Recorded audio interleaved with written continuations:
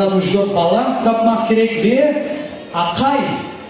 akay olmaz eğer en azından ömründe bir kere yerden kollarını yardım etmeyip ağzı ile yavukun kotermesi. Anladığınız gibi şimdi bu yerde bizler acayip bir vakanın şahı olacakmız. Bu punktunu becerecekler efendilerimiz. Yavuk oyununu icra edip alkışlar Cemal Kayalan Samir.